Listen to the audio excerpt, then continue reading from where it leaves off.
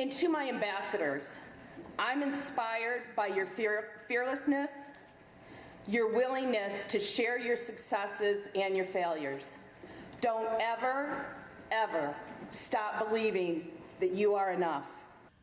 Hi, my name's Patsy Mangas. I started out with this vision of having a summit for teenage girls. And I actually came to George Mason thinking that the George Mason students would help me create it. What I found is the students were really busy, so I turned to the high school students. That's who it was for. Our target audience is age 7th through 12th grade. And I wanted to do a one-day event to inspire them to be who they are. So we combine inspiration, entertainment, and education. Last year, the ambassadors, the 35 ambassadors who helped create the summit, they wanted to still have time to be together and talk and create. So we created She Rocks the World, which is a platform for teenage girls' voices. And we're going to look to the teenagers to send us writing, videos, art, anything that showcases their voice. And we tell girls that your voice doesn't have to be just standing up at a podium speaking to a room full of people. It can be drawing, it can be writing about what you see, what you're sad about, what you love, your vacation, your dreams. But we're going to create that platform for girls to share their voice, because we believe when a girl uses her voice, she will use her voice more.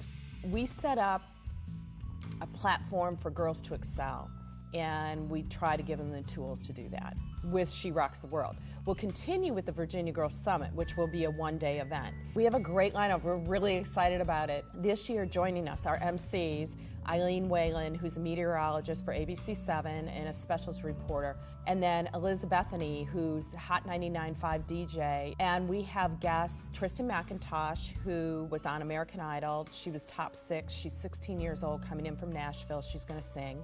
We'll rise up, we'll rise like today, we'll rise up, we'll rise unafraid, we'll rise up, and we'll do it 1,000 times again.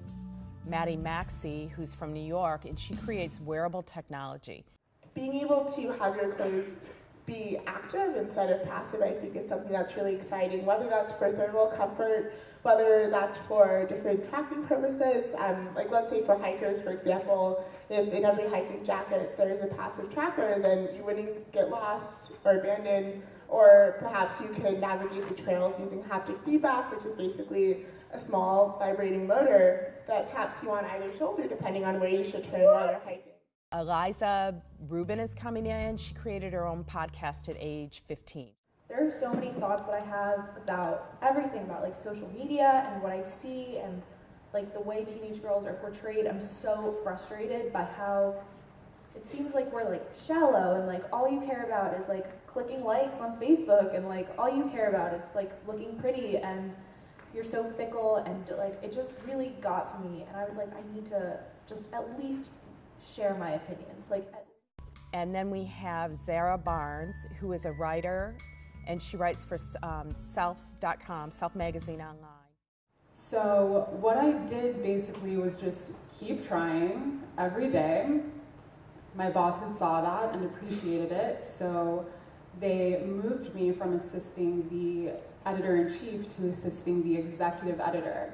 So I was still managing calendars and doing all of that, but it freed up my time to work on some of the more creative things and realized what I really love to do is write. So then the girls will go to the breakout sessions that were created by the teenage ambassadors based on what's going on in their lives. And there's breakout sessions talking about friendships, talking about college, talking about resilience, courage, struggle. And it's just about what's going on in their lives. And it gives them that outlet to be able to talk about stress and pressure. Parents will go to their breakout session.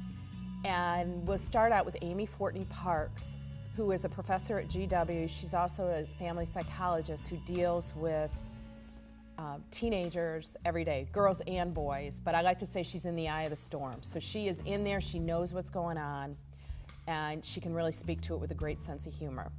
Joining Amy for the second breakout session will be Debbie Phelps, who is, I would guess, America's #1 swim team mom, Michael's mom, and she's a lifelong educator. She was a principal, she's been an administrator, a teacher, so she knows her stuff. And she's gonna talk about what it's like to be a mom of an athlete who has reached the pinnacle of success. So many people see the gold medals, they don't see the work behind it. Maya DiRado will join us at lunch, and Maya is a gold medalist at the Rio Olympics.